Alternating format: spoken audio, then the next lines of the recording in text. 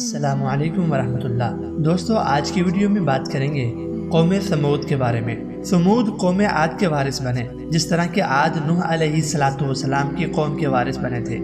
سمود عاد کے نقش قدم پر چلے، جس طرح کہ عاد نوح علیہ السلام کی قوم کے نقش قدم پر چلے تھے۔ سمود کی زمین بھی بہت خوبصورت اور سرسبز و شاداب تھی۔ اس میں باغات، چشمے اور ایسے باغیچے تھے جن کے نشیب میں دریا رواں دواں تھے۔ سمود تعمیرات، کھیتی باڑی اور باغات کی کثرت کے اعتبار سے عاد کی مانند تھے۔ عقل و دانش اور صنعت میں وہ ان سے فوقیت لے گئے تھے۔ وہ پہاڑوں میں کھلے اور خوشنما گھر تراشتے اور پتھروں میں عمدہ نقش و نگار بناتے تھے۔ ان کی عقل و دانش اور کاریگری کی وجہ سے پتھر ان کے لیے نرم ہو جایا کرتے تھے۔ وہ اس کے ساتھ ویسے ہی کرتے جیسے انسان موم کے ساتھ کرتا تھا۔ جب کوئی انسان ان کے شہر میں داخل ہوتا تو ایک عجیب و غریب منظر دیکھتا۔ وہ پہاڑوں کی مانند بلند محلات دیکھتا، گویا کہ یہ محلات جنوں نے تعمیر کیے ہوں۔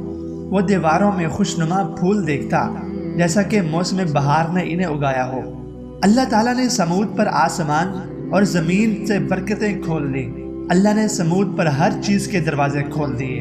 آسمان نے ان کے لیے بارشوں کی سخاوت کر دی اور زمین نے ان کے لیے پودوں اور پھولوں کی سخاوت کر دی۔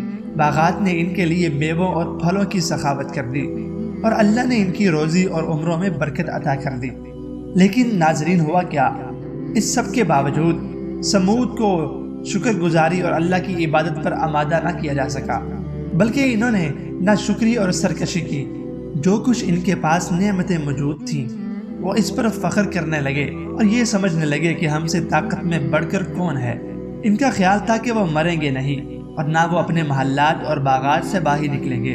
انہوں نے خیال کیا کہ موت پہاڑوں میں داخل نہیں ہو سکے گی اور نہ ان تک کوئی راستہ ہی پا سکے گی۔ شاید کہ انہوں نے خیال کر لیا تھا کہ نوح علیہ السلام کی امت اس لیے ڈوب گئی تھی کہ وہ میدانی علاقے میں تھی۔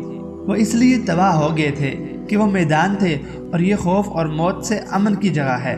انہوں نے اسی پر اکتفا نہ کیا، بلکہ پتھروں کو تراشنا شروع کر دیا اور بتوں کی عبادت شروع کر دی۔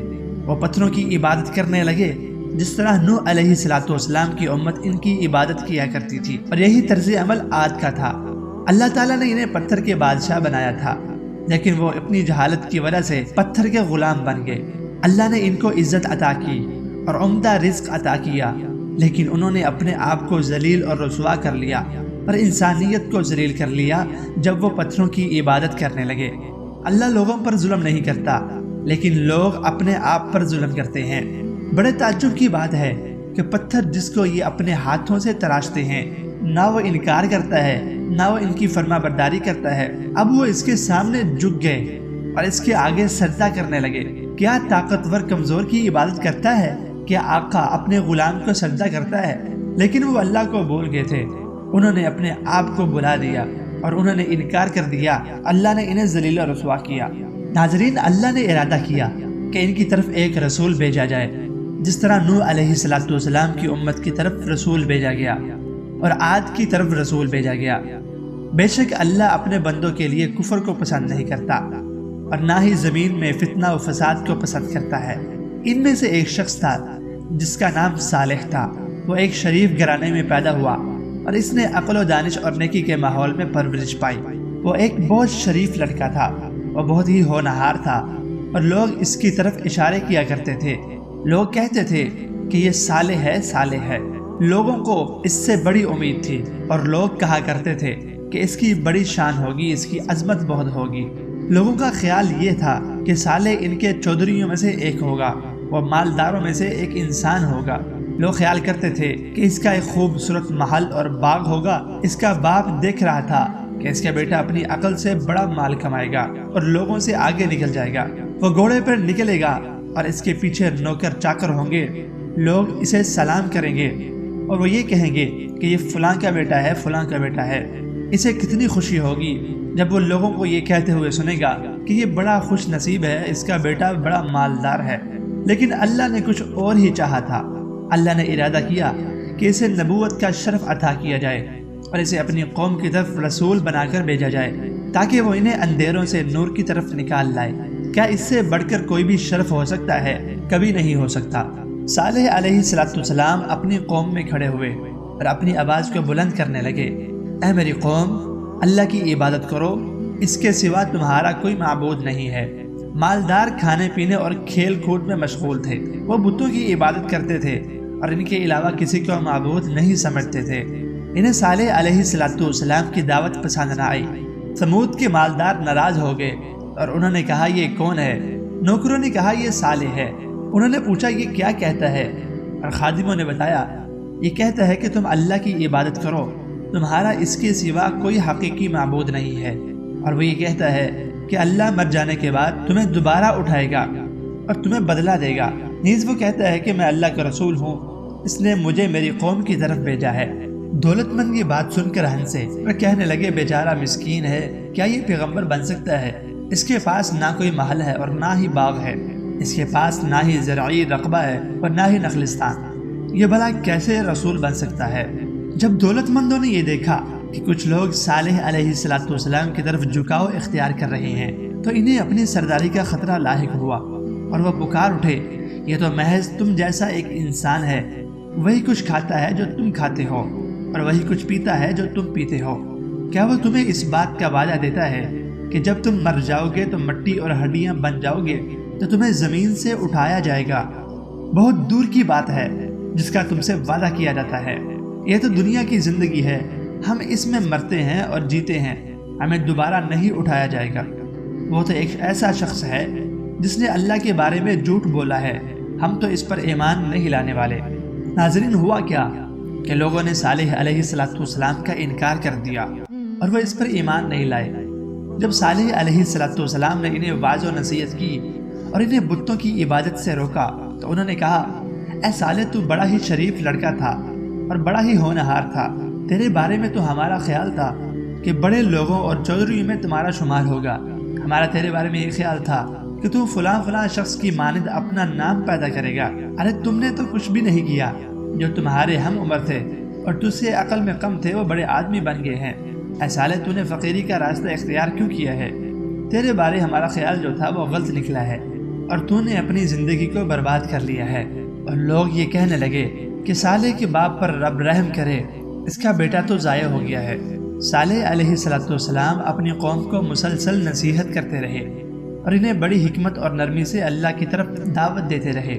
آپ فرماتے ہیں، میرے بھائیوں، کیا تمہارا یہ خیال ہے کہ تم یہاں ہمیشہ رہو گے اور تمہارے یہ محلات آباد رہیں گے اور یہ دریا اور باغات تمہارے درمیان کیا ہمیشہ رہیں گے؟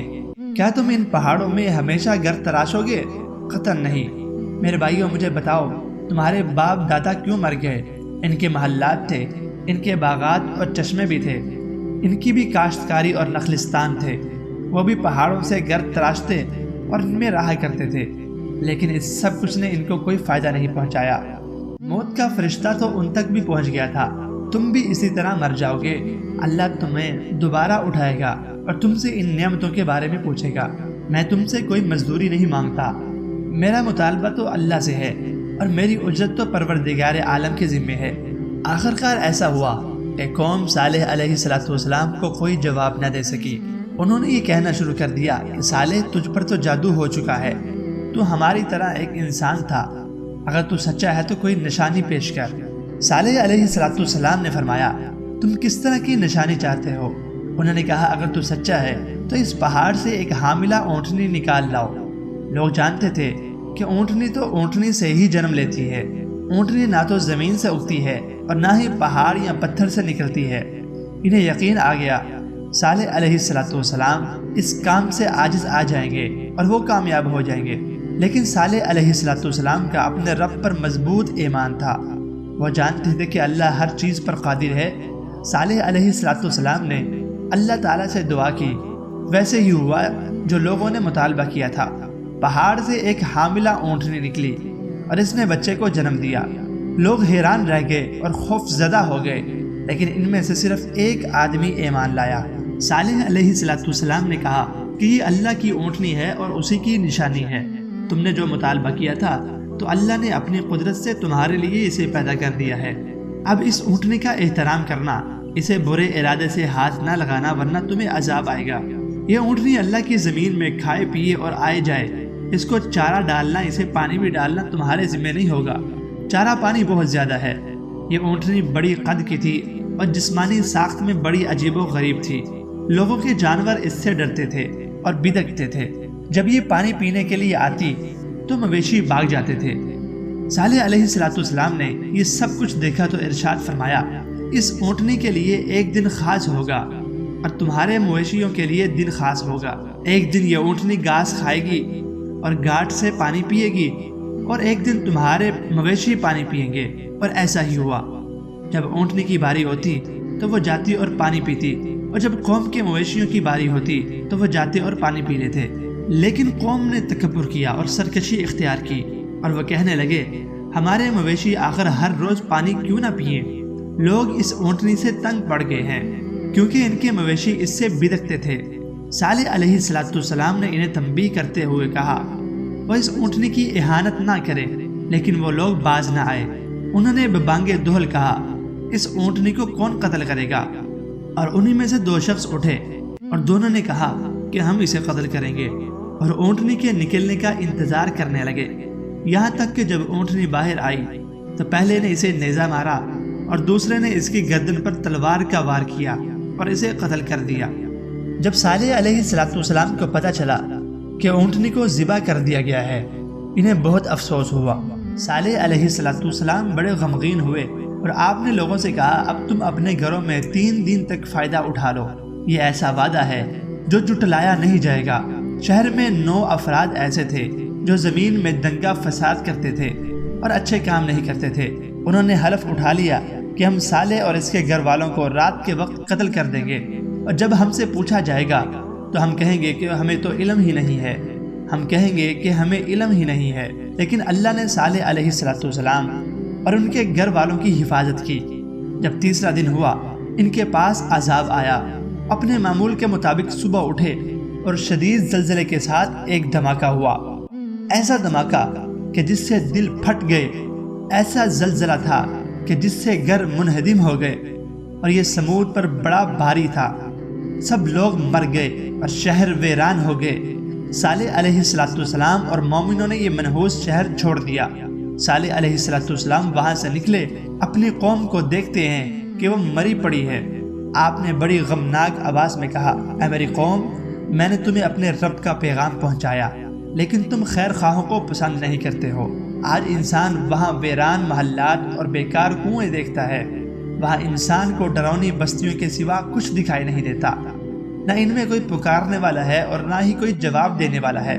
جب رسول اللہ صلی اللہ علیہ وسلم شام کو جاتے ہوئے سمود کے گھروں کے پاس سے گزرتے تو آپ صلی اللہ علیہ وسلم اپنے صحابہ کرام سے ارشاد فرماتے تھے کہ ان لوگوں کے گھروں میں داخل نہ ہونا جنہوں نے اپنے آپ پر ظلم کیا، مگر کہ تم روتے ہوئے اور ڈرتے ہوئے داخل ہونا کہ کہیں تمہیں بھی عذاب نہ آ جائے جو ان کو پہنچا تھا۔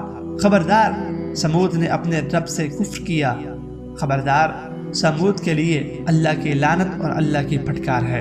دوستو، امید ہے کہ آپ کو یہ ویڈیو پسند آئی ہوگی۔ مزید ایسی ویڈیوز کے لیے ہمارے چینل کو سبسکرائب اور ویڈیو کو لائک ضرور کر دیجئے گا۔ ملتے ہیں اگلی ویڈیو میں۔ اللہ حافظ۔